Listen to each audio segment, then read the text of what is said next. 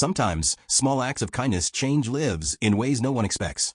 One rainy night, a hungry homeless boy gave away the only warm thing he owned, his jacket, to a woman struggling in the cold. He didn't know who she was. He didn't know who might be watching. He didn't know this simple moment would pull him into a web of secrets, lies, and danger that could decide his future. Before we continue, let us know in the comments where you are watching from today and what time you are currently watching this video. If you enjoy stories like this, make sure to like, share, and subscribe for more. The rain poured down hard, turning the narrow streets into streams. Cold water splashed against the boy's worn shoes as he sat under the broken roof of an old bus stop. His name was Ryan, 17 years old, no family, no home, and only a thin, faded jacket to protect him from the weather. His stomach growled. He had not eaten since the day before, and the last thing he'd had was a half-rotten sandwich he'd found in a trash bin.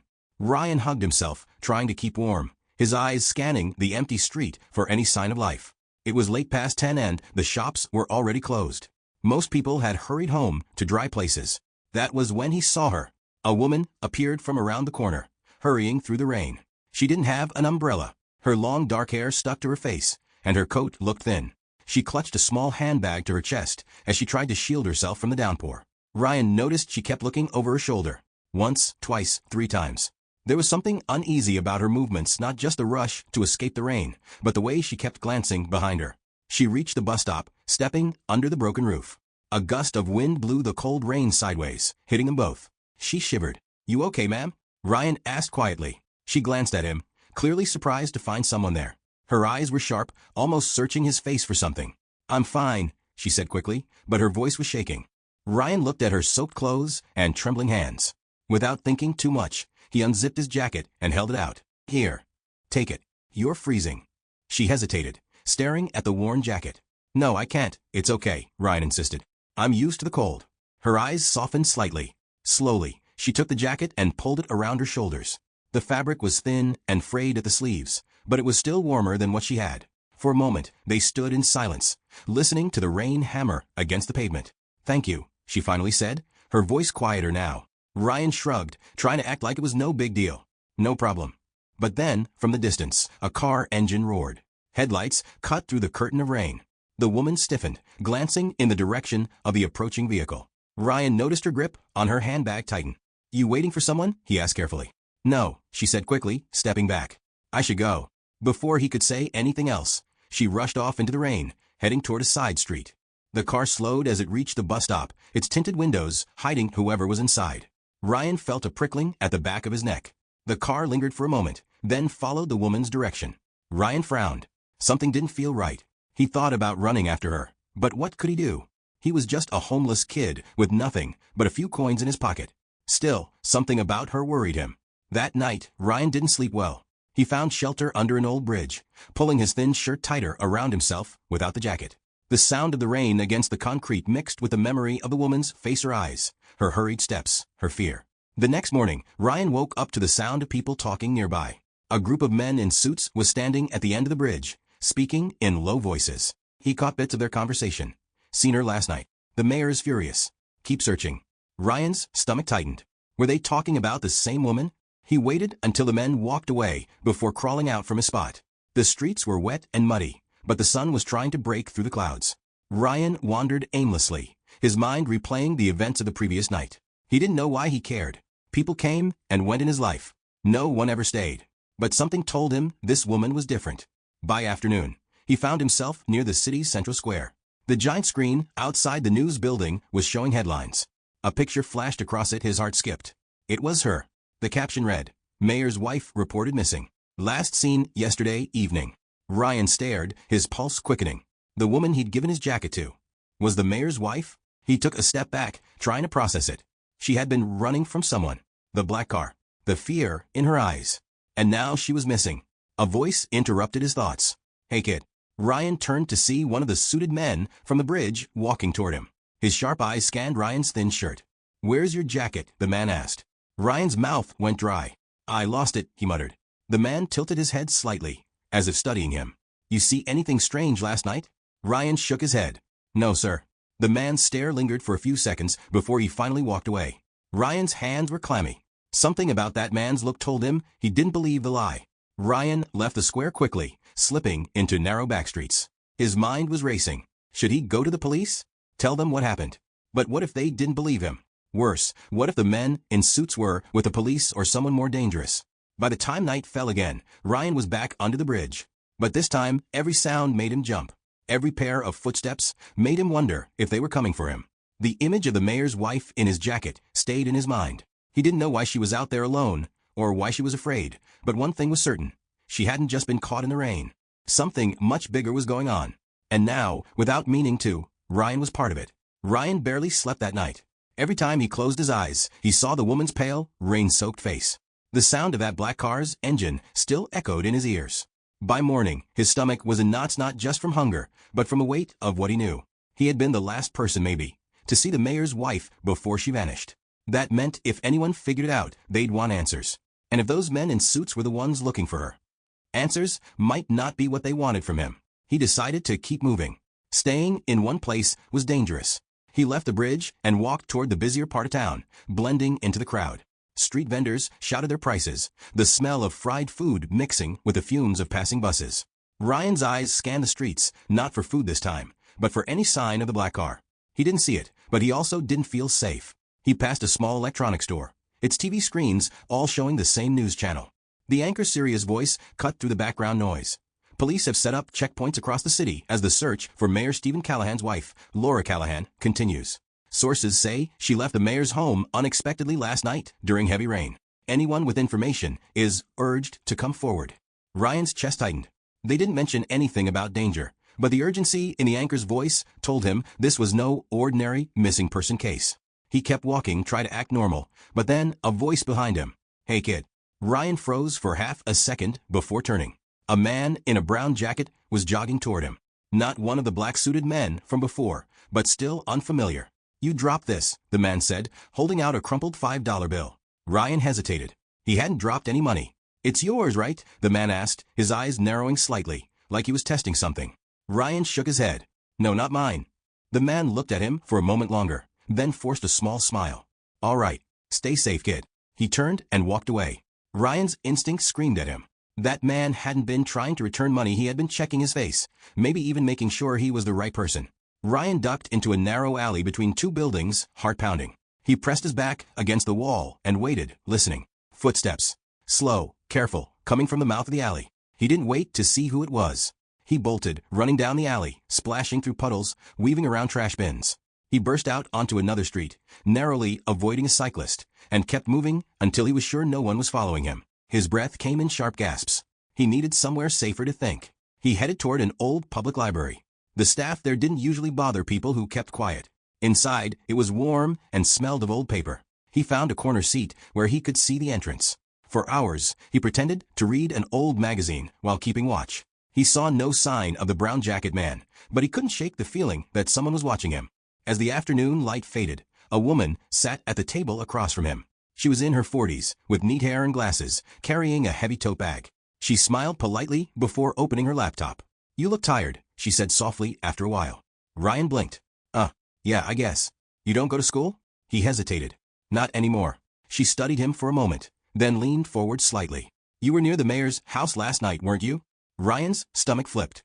"What?" "Don't worry. I'm not with the police," she whispered. "My name is Claire. I'm a journalist. I think you know something about Laura Callahan." Ryan's eyes darted toward the door. I'm trying to help her," Claire interrupted firmly. "She's in danger. And if you saw her last night, then you might be in danger too." Ryan stayed silent, his mind racing. "I'm guessing she was running from someone," Claire continued quietly. "Was it the mayor? Or someone connected to him?" Ryan's voice was barely audible. "There was a black car." Claire's expression hardened. "That means they're already looking for you." Before he could ask who they were, a loud crash echoed from the library entrance. Ryan turned in time to see two men both in black suits step inside. Claire's eyes widened. "That's them. We need to leave. Now." They moved quickly, but quietly toward the back of the library. Claire led him to a staff-only door, pulling a card from her bag and swiping it through the lock. The door opened, and they slipped into a dim hallway. "Keep walking," she whispered, glancing over her shoulder. They exited through a side door into a narrow service alley. The air outside was damp and smelled of garbage, but Ryan didn't care. Anything was better than being trapped in that library. Claire guided him toward a small blue hatchback parked at the end of the alley. "Get in." Ryan hesitated. "How do I know you're not lying?"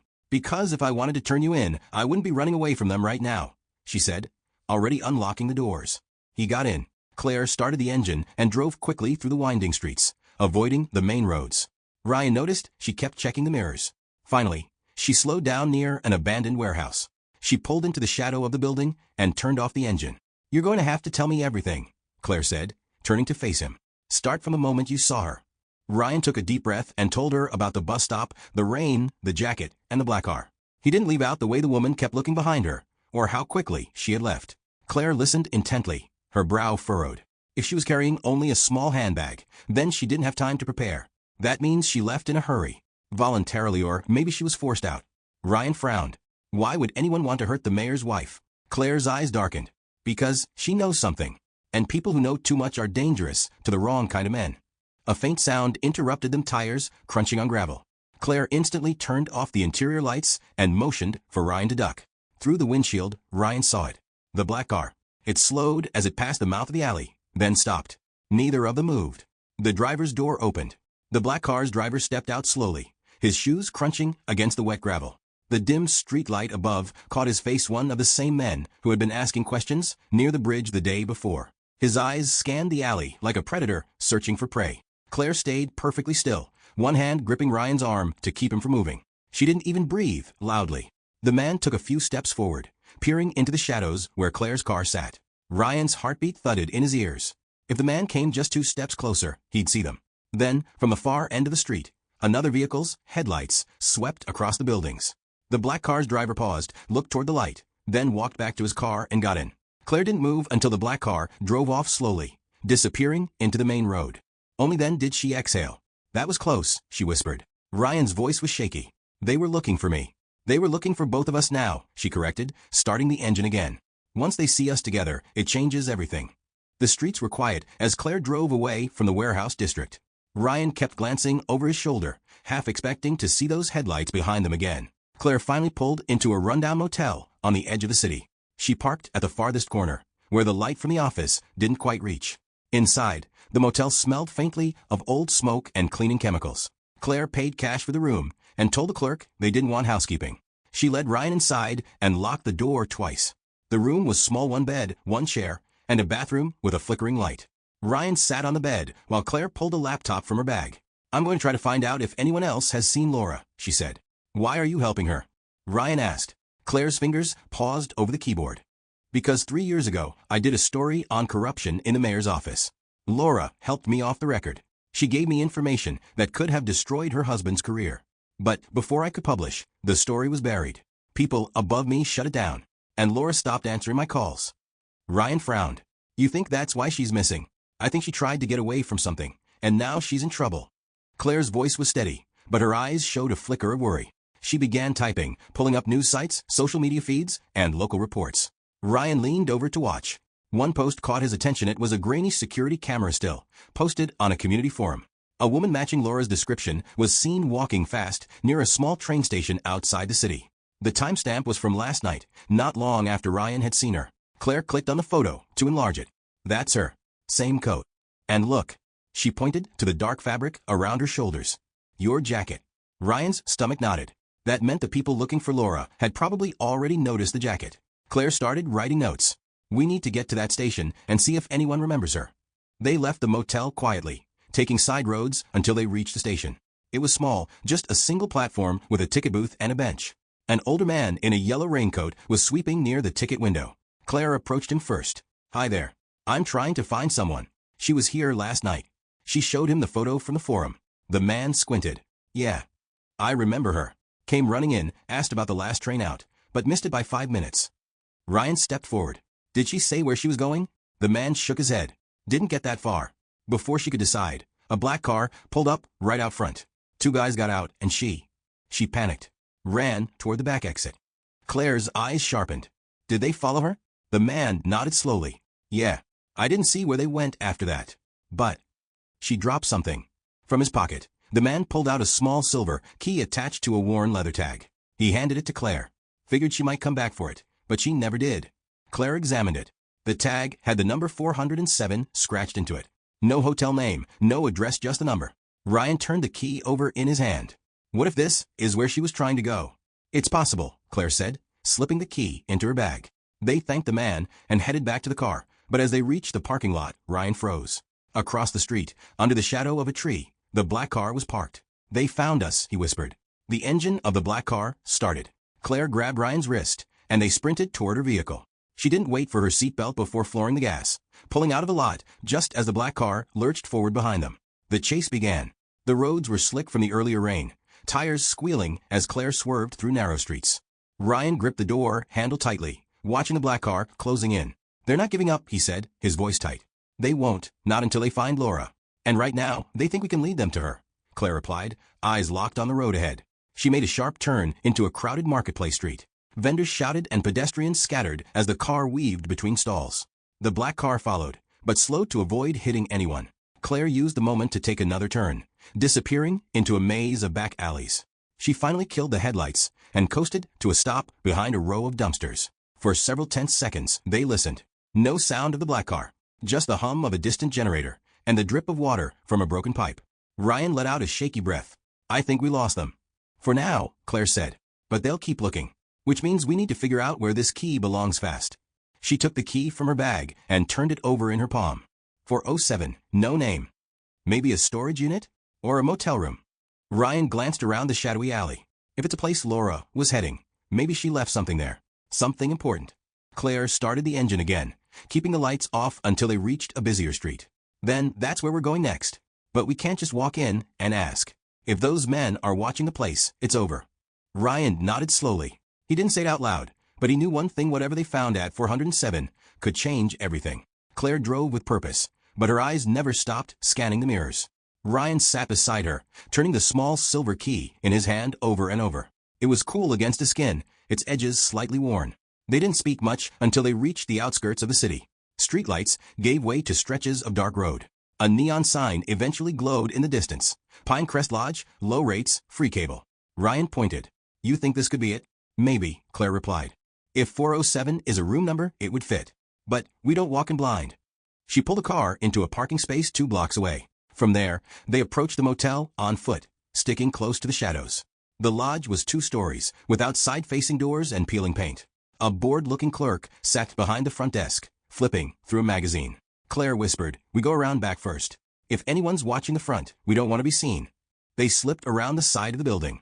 A faint smell of damp carpet and cigarette smoke drifted from open windows. Room numbers climbed as they moved along the second-floor walkway. 401, 403, 405, and then 407. The door looked ordinary, but Ryan noticed a small scuff mark near the handle, like someone had tried to force it open. Ready? Claire asked quietly. Ryan nodded. The key slid into the lock smoothly, and with a soft click, the door opened.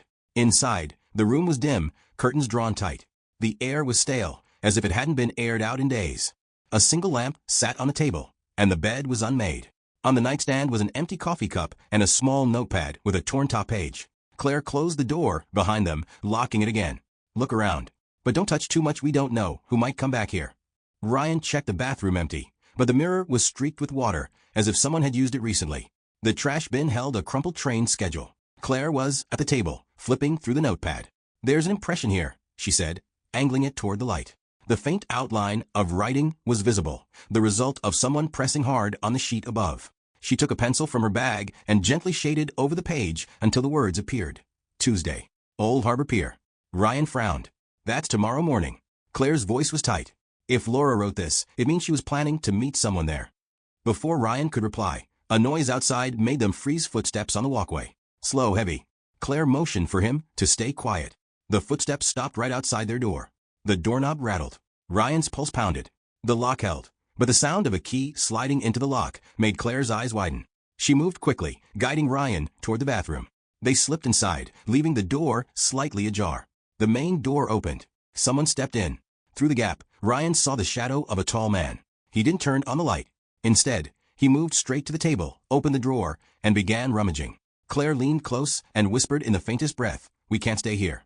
The man's movements grew more hurried. Something fell to the floor with a dull thud, a small black object, maybe a phone. He picked it up quickly, then turned toward the nightstand. That was when his gaze swept toward the bathroom. Claire didn't wait. She shoved the door fully open, catching the man off guard, and bolted past him. Ryan followed, his shoulder brushing the man's arm as he ran. "Hey!" the man shouted, lunging after them. They tore down the walkway, the man's footsteps pounding behind them. Ryan's lungs burned as they hit the stairs and took them two at a time. They burst out into the parking lot. Claire spotted a narrow gap between the building and the fence. "This way," she called. They squeezed through, scraping against the wood, and emerged into an alley. Behind them, the man's voice barked something Ryan couldn't make out, maybe into a phone. Claire didn't stop until they were half a block away, ducking into the shadows of a closed laundromat. Both of them gasped for air. "That guy. He had a key," Ryan managed. "Which means he either works there or was given it," Claire said grimly. "And if he was searching that room, he knows what's in it or what should have been." Ryan clutched the notepad in his pocket. He didn't find this. Claire's eyes met his. "Then that pier might be our only chance to get ahead of them." A distant rumble of an engine made them both stiffen. They peeked around the corner. The black car cruised slowly past the motel entrance, its tinted windows hiding the faces inside. "They're sweeping the area," Claire said. "We need to move."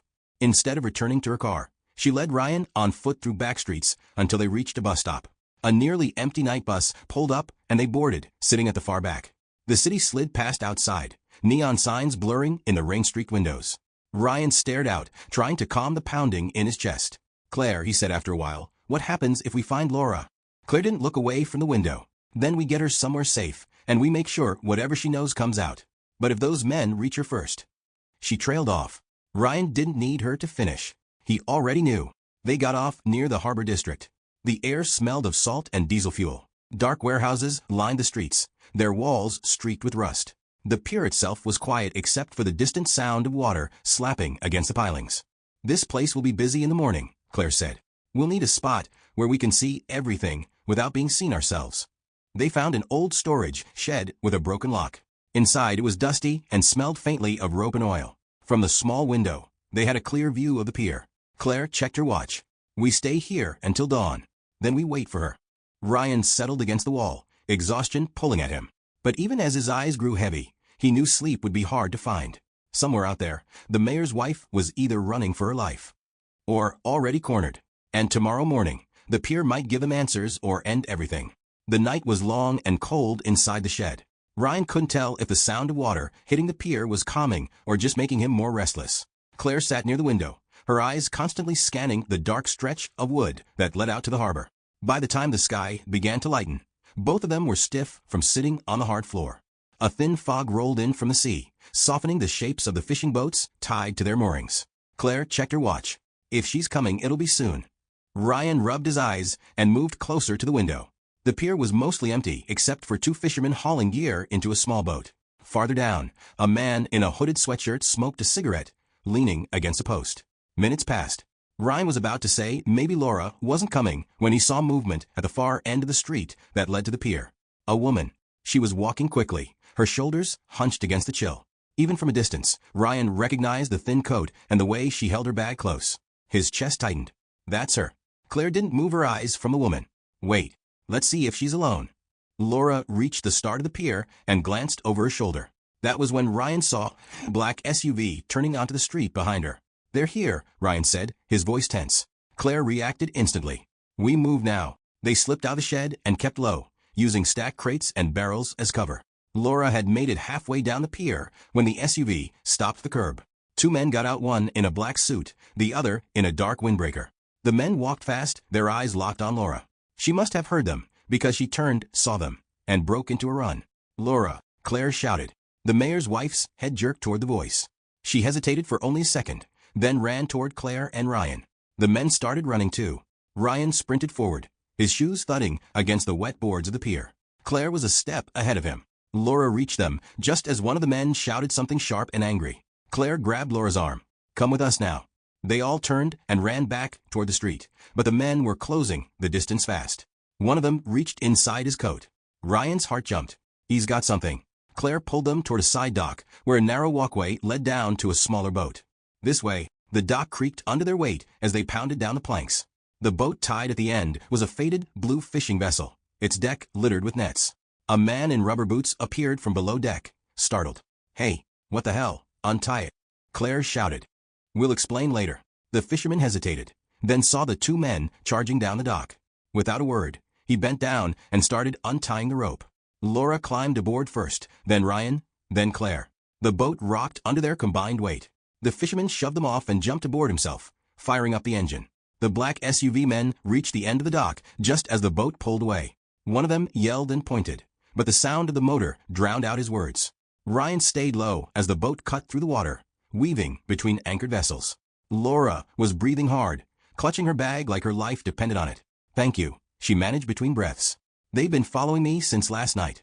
Claire gave her a sharp look. "We know. You left this in the motel room." She pulled out the small notepad. "Old Harbor Pier. Who were you meeting?" Laura's eyes darted to Ryan, then back to Claire. "Someone who has proof. Proof of what Stephen has been doing." Ryan frowned. "Your husband." Laura nodded, her jaw tight. "The mayor's not who everyone thinks he is. He's been taking money, lots of it, and giving contracts to companies that don't even exist. And the people he's working with, they're dangerous." Claire's voice was firm. "That's why those men want you. And probably why they were watching the motel." Laura's hands trembled slightly. "I was supposed to meet a contact this morning. He was going to give me a flash drive with everything on it. But once I saw the SUV, I knew it was over." Ryan spoke up. "They're not going to stop. You need to go somewhere safe." Laura gave a humorless laugh. "Safe? There's no safe place in this city if Stephen knows where to look." The boat slowed as it reached another section of the harbor far from the pier. The fisherman tied it to a post and gestured for them to get off. "This is as far as I go. You folks are trouble I don't need." They stepped onto the dock. Claire immediately led them toward a narrow alley between two warehouses. "We can't go back to my car," she said. "If they followed us here, they'll have people watching the streets." They kept moving until they reached a row of small storage units. Claire stopped in front of one and pulled a key from her pocket. "I keep emergency gear here," she explained. Inside was a small, dim space with a few plastic crates. Claire opened one, pulling out bottled water, a blanket, and a burner phone. She handed the phone to Laura. "We can use this to contact your source, but not from here. Too risky." Laura clutched the phone. "I don't even know if he's still alive. He was already nervous when we last spoke."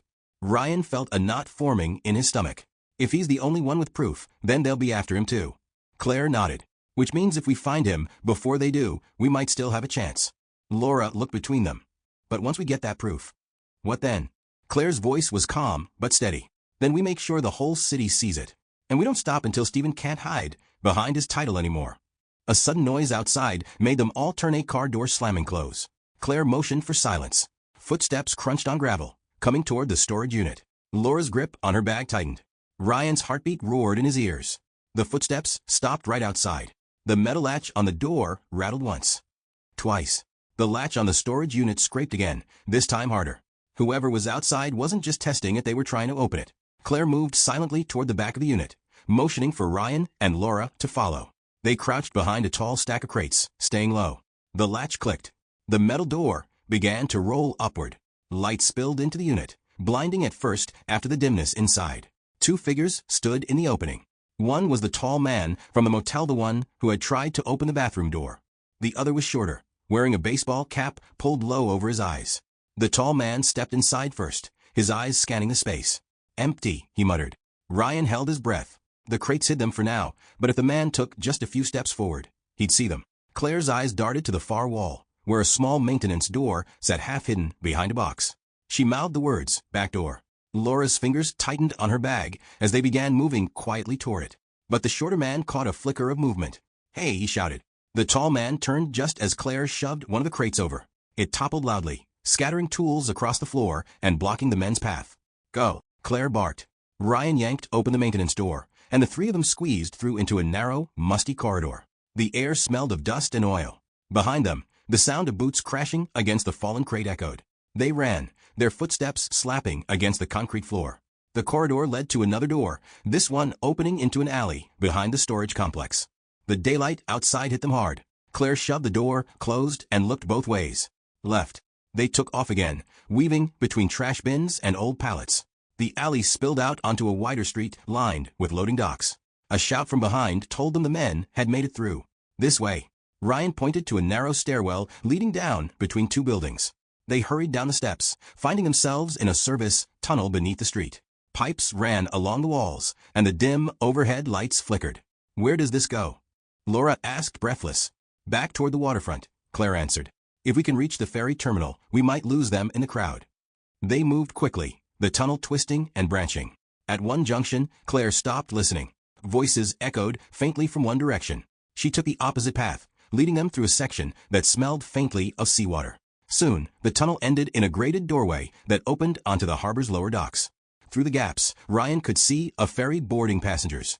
The terminal was bustling with people perfect for disappearing. But the gate was locked. "Stand back," Claire said. She grabbed a metal rod from the ground and jammed it into the padlock. With a sharp twist, it snapped. They slipped through and merged with a flow of people heading toward the ferry. Claire kept her head down, Laura pulled her hood up, and Ryan stayed between them. The boarding ramp was crowded. They shuffled forward slowly, just 3 more faces in the mass. Ryan glanced over his shoulder and froze. The tall man from the motel had just entered the terminal. His eyes swept the crowd, scanning faces. "He's here," Ryan whispered. Claire's jaw tightened. "Keep moving. Don't run." They reached the deck of the ferry and moved toward the far side. Claire guided them behind a stack of cargo crates where they could watch the terminal without being easily seen. The tall man and his partner stepped onto the ramp, but the ferry's horn blared, and the crew began pulling the ropes. The ramp lifted away from the dock. Ryan allowed himself a small breath of relief until the tall man pulled out a phone and began speaking rapidly into it, his gaze fixed on the ferry. "They'll be waiting when we land," Claire said quietly. Laura clutched her bag tighter. "We can't keep running forever." "No," Claire agreed, "but we can choose where to stop." The ferry ride was short 20 minutes to the other side of the bay. During the trip, Claire studied a paper map she pulled from her bag. "There's an old cannery near the dock on this side," she explained. "It's been closed for years, but there's a way through to the main road. If we move fast enough, we can get a car from there and head inland." The moment the ferry docked, they moved with the crowd but broke off as soon as they reached the street. The cannery loomed ahead, its red brick walls weathered and windows boarded up. They slipped through a gap in the fence and entered the dark interior. The air was heavy with the smell of rust and seaweed. Broken machinery stood like silent giants in the shadows. Claire led them toward the back, where a large loading door hung crooked on its hinges. "Through here," she said. Ryan pushed the door open and froze. Parked just beyond the doorway was the black SUV.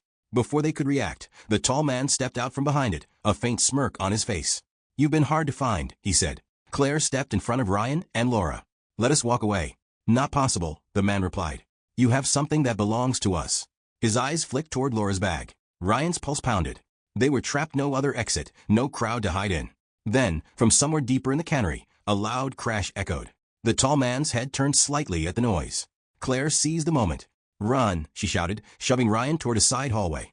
They bolted, their footsteps echoing through the vast, empty space.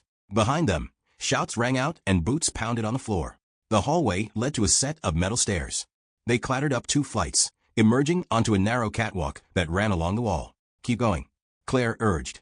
Halfway across, a section of the railing gave way with a sharp snap. Ryan grabbed Laura's arm just in time to keep her from falling. The catwalk ended at another door. Claire shoved it open, and they spilled out onto the roof. The sea wind hit them instantly, cold and sharp. Below, the street stretched toward the edge of town. In the distance, Ryan spotted something, a small gas station. "There," he pointed. Without hesitating, they clambered down a fire escape and hit the pavement running. The gas station grew closer with each step, and Ryan prayed it would mean a chance to finally put some distance between them and the black SUV. Ryan's lungs burned as they reached the edge of the gas station's lot. The place looked old, its single pump rusted, and the small shop window covered with faded advertisements. A man in a grease-stained cap stood by the pump, slowly filling an old pickup truck.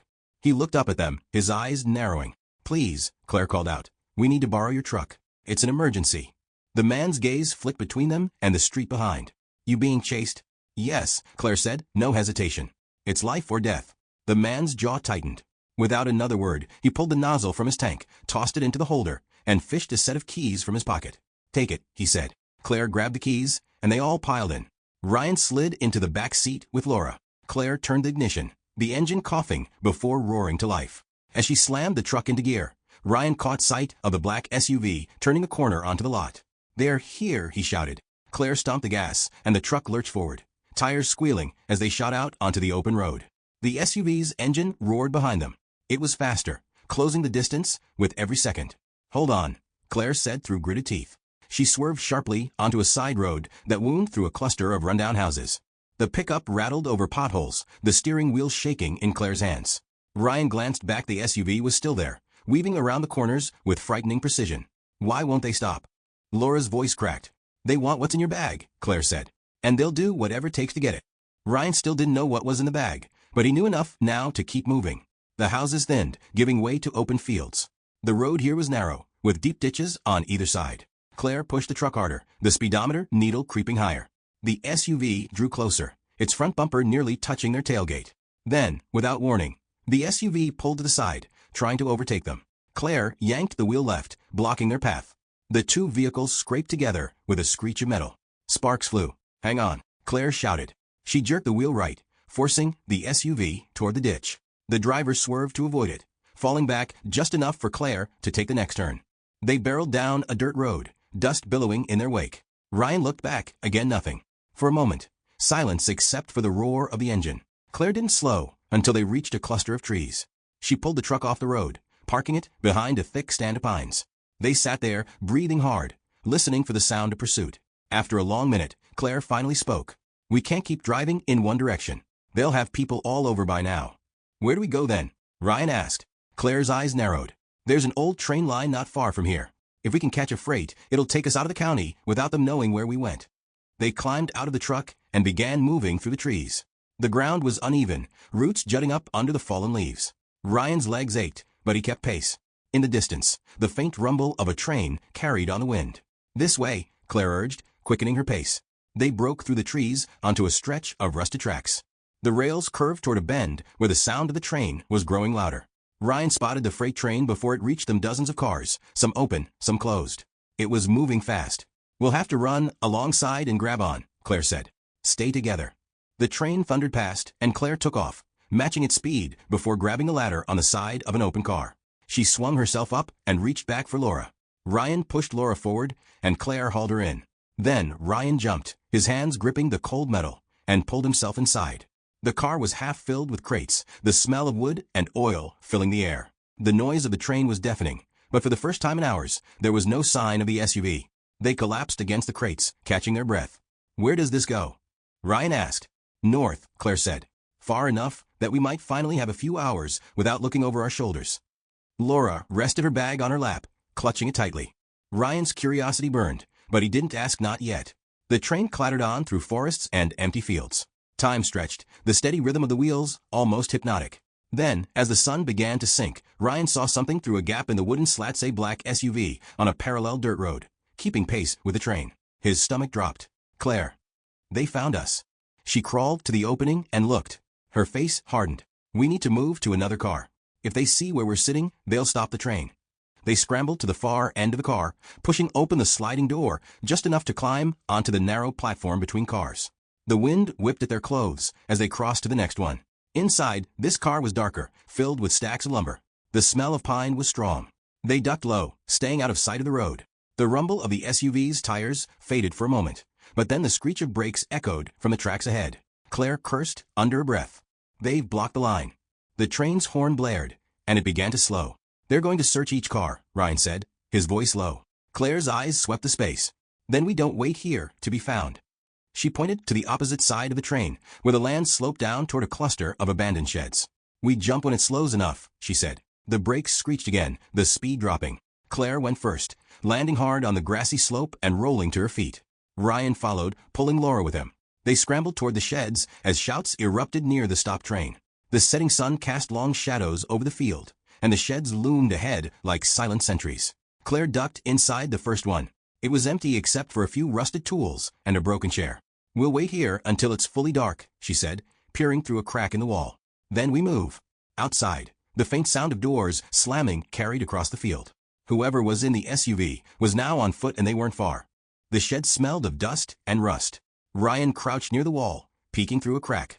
The field outside glowed gold under the last light of the sun, but that glow was fading fast. Claire knelt near the door, her hand resting on the handle. "They'll search the train first," she whispered.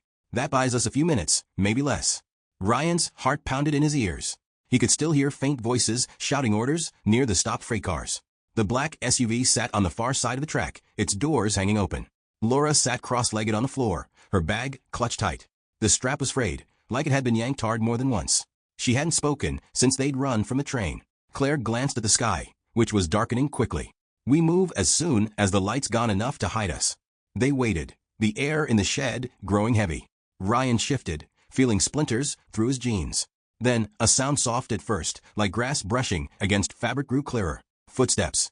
Claire raised a finger to her lips. Everyone froze. The footsteps stopped just outside the shed. The handle rattled, but the door didn't open. A man's voice called softly, "They're not here." Ryan's muscles tensed. He recognized that voice. It was the man who had been driving the SUV, earlier the one who had tried to run them off the road. Another voice answered, farther away. "Search the other one."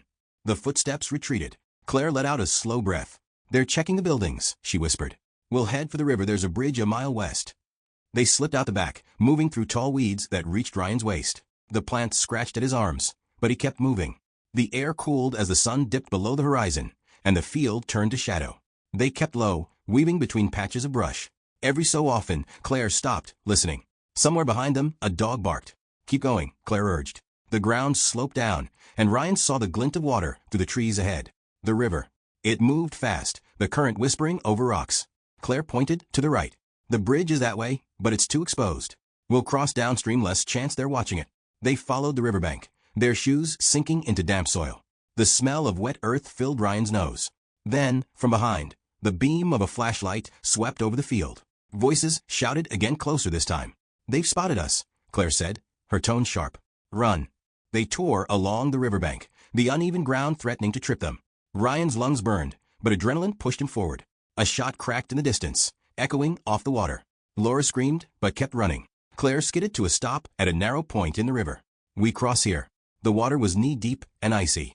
Ryan plunged in without hesitation, the current tugging hard at his legs. His jeans grew heavy, and his shoes filled with water.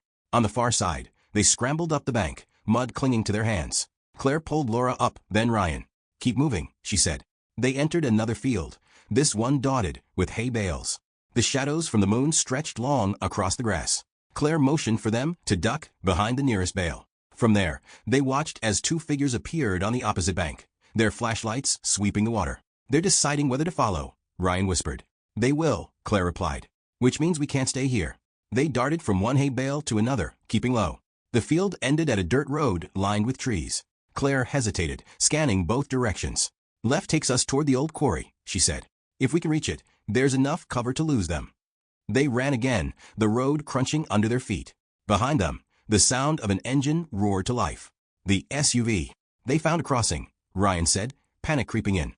The road curved, and suddenly the trees opened onto the edge of the quarry, a wide pit, its floor far below, lit only by moonlight.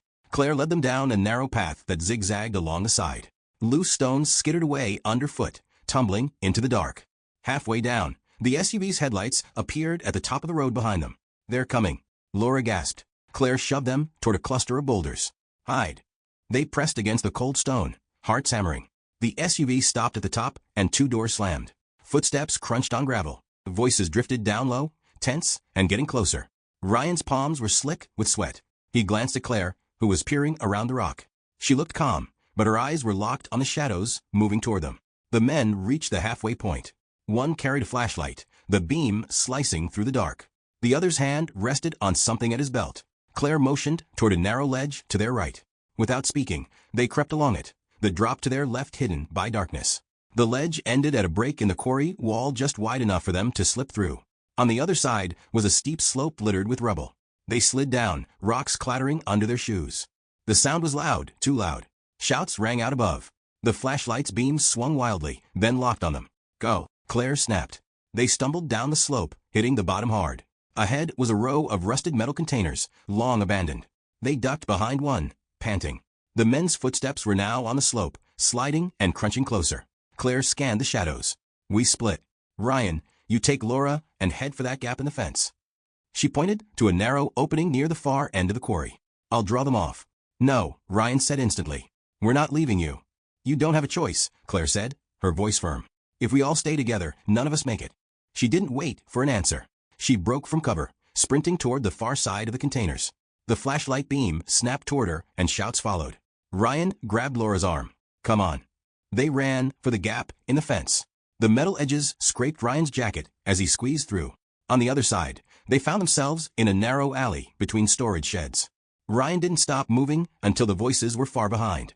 They collapsed behind one of the sheds, breathing hard. Laura clutched her bag even tighter. "What if they catch her?" she whispered. Ryan stared into the dark, listening for any sound of pursuit. "Then we make sure her running wasn't for nothing," he said. Far away, a single shout echoed through the quarry, then silence. The night was cold and sharp. Ryan and Laura moved fast along the narrow alley, the gravel crunching under their wet shoes. Ryan's legs felt like lead, but stopping wasn't an option. Claire had run the other way loud, fast buying them the seconds they needed. Seconds, Ryan knew, could mean everything.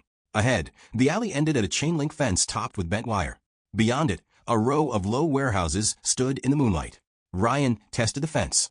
Loose. I'll go first, he whispered. His fingers gripped the cold metal, and he climbed quickly, swinging his leg over the top before dropping to the other side. His knees jarred at the landing, but he pushed the pain aside. Your turn, he called softly. Laura climbed slower, her bag still over her shoulder. She slipped once, the wire catching her sleeve, but Ryan caught her as she landed. Shouts echoed faintly from a quarry. A beam of light swept the rocks far behind them, moving side to side. They're still busy with her, Laura said, her voice shaking. Then we keep moving before that changes. They skirted along the back wall of the first warehouse, sticking to the shadows. A metal door stood slightly open, a warm glow spilling out. Ryan paused. We can hide inside for a bit. Laura hesitated. What if we don't have time? Inside, the air smelled faintly of oil and dust. Rows of shelves stood heavy with boxes, casting deep shadows. Somewhere a radio played faint music. Ryan led the way down a side aisle. They crouched behind a stack of crates, catching their breath. Then footsteps, not heavy like the men chasing them, but slow, deliberate. A man in work overalls appeared at the far end of the aisle, holding a mug of coffee. His eyes widened when he saw them. Ryan raised his hands quickly. We're not here to steal anything.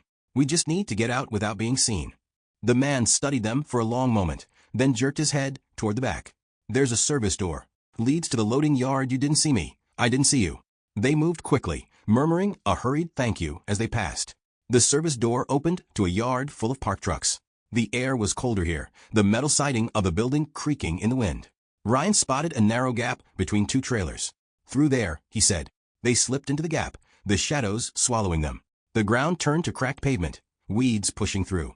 Beyond was an empty road, faintly lit by a single street lamp. A low hum reached Ryan's ears, the sound of an engine. Headlights appeared at the far end of the road, turning toward them. That's them, Laura whispered. Ryan scanned quickly. On the opposite side of the road, a line of tall hedges ran along a fence. Beyond that, he could just make out the roof of a small building. Run, he said, and they bolted. The SUV's tires screeched as it accelerated. Gravel sprayed from its rear wheels. They reached the hedge and shoved through, branches clawing at their clothes. Behind it was a gate hanging half open, the lock long broken. They burst through into a small yard with a single-story house at the far end. A light was on inside. A woman stepped onto the porch, her phone in her hand. She froze when she saw them. Ryan called out, Please, we just need to get through your backyard. They're after us. The woman's eyes darted past them toward the approaching headlights. She hesitated for a split second, then pointed toward the back. Gates open. Go. They didn't wait. Through the yard, past a shed, and out another gate into an open lot. The SUV roared into the front drive of the house, voices shouting. Ryan and Laura kept running, their feet pounding the hard dirt. The lot ended at a chain of shallow ditches. They leapt one after another, their breath ragged. Ahead, a line of trees marked the edge of the river once again, but this time, there was no bridge, no shallow crossing. The current rushed black and fast under the moonlight. Laura looked at him, panic in her eyes. We can't swim that. Ryan scanned the bank, his mind racing. Downstream, a tangle of fallen trees formed a rough, natural dam. The water there was slower, though still dangerous. The SUV's engine was louder now, swinging around from the street behind them. Ryan grabbed Laura's hand. That's our shot. They sprinted along the bank, branches whipping their faces. The dam was closer, now a jumble of logs wedged between rocks. Without giving himself time to think, Ryan stepped onto the first log. It shifted under his weight, but held. He moved fast, helping Laura across. Halfway, a shout tore through the air. A flashlight beam caught them. Ryan didn't look back. Keep going. The final log dipped under the water as they stepped off, soaking their shoes again. They scrambled up the far bank, breath burning in their chests. Behind them, the voices were muffled by the river's rush. The flashlight beam swept the logs, but no one followed. They kept moving through the trees until the sounds of engines and shouting faded completely. Only then did they stop. Ryan leaned against a trunk, every muscle trembling. Laura stood beside him, her bag still clutched tight. After a long silence, she said softly, Do you think Claire made it? Ryan didn't answer right away. He thought of her running into the dark, drawing danger toward herself. Finally, he said, If anyone could, it's her. They looked at each other in the moonlight, dirty, soaked, exhausted, but alive. Far in the distance, the first faint hint of dawn touched the horizon. They didn't know where the road ahead would lead, but for the first time in hours, no one was chasing them. And that was enough. If you liked this story, make sure to like, share, and subscribe. Also in other to strengthen our community. Let us know in the comments where you are watching from and what time you are currently watching this video.